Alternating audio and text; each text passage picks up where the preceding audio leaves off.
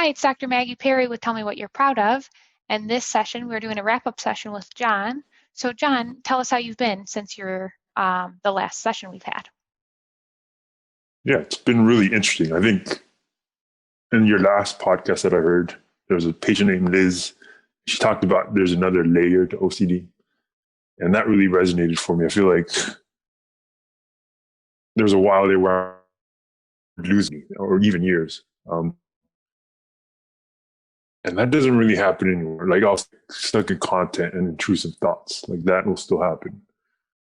But I don't have it like just rob me of my weekend anymore. So I thought that was interesting. Tell me more.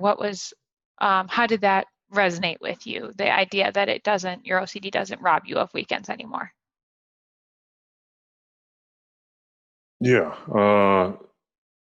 There's like a lot of things that OCD kept me from doing because it was uncomfortable to go towards them. And now it's, at least for me, I try to go towards discomfort a little bit each day, and that helps me a lot. So if I'm sitting on my couch having an intrusive thought, I know I can go out for a walk in the cold and feel uncomfortable. And then when I'm sitting in my couch, that feels really comfortable now. So that's one change that I've made recently. Okay. And are there other things that come to mind? Yeah. So today, like I'd always wanted to fly an airplane, and I just was always afraid to. And there was also this decision: oh, should I do it? Should I not? Is it safe? But now I have a rule that if I want to do something, I'm just going to do it. And my OCD is going to pop in and out or be there for a really long time, and I'll just do it. So today I was able to actually fly a little airplane, and my OCD was there pretty much all the way through. But I was able to do it, and it was great. So yeah, it's just, that's different. Yeah, that's great. We're going to edit this out. But do you mean you were like a pilot for on an airplane? I was just flying like a little small airplane to. Tell me what you mean. Yeah, so they do this intro flight, and there's like somebody there with me, right? But I was like steering the plane, and it was like this little tiny plane. It was great. Wow, that's awesome. Okay, edit back in. Yeah, that's a really great example.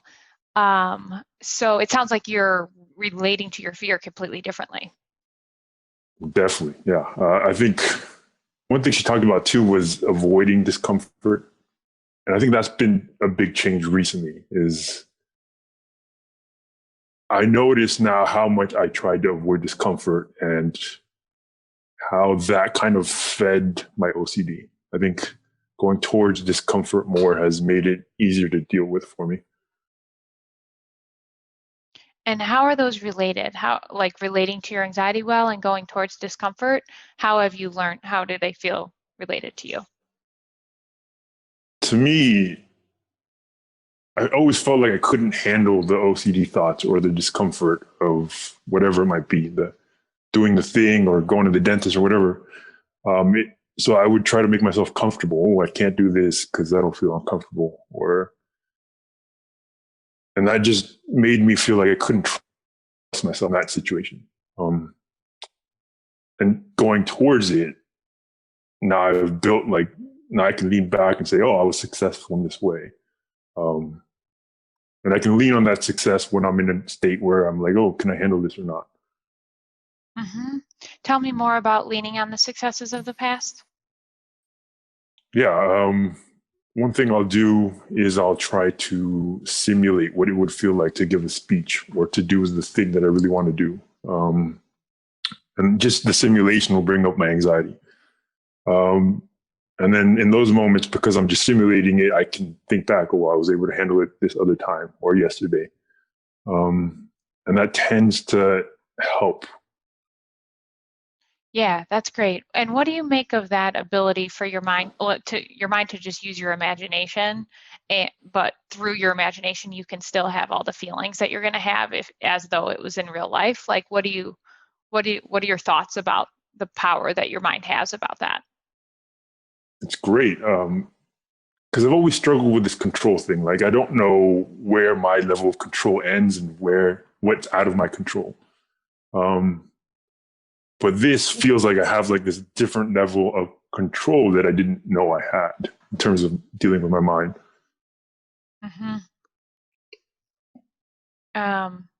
Yeah, tell me more about what you feel that you now have control over versus what you feel like you don't have control over. I think one thing I have control over is doing an action. So there are still things that scare me. Like today, flying was super scary. But I can still do it even in the fear.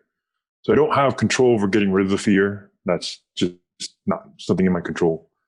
But I do have control over my actions, and I can do the thing that I want to do. Yeah, totally agree with you.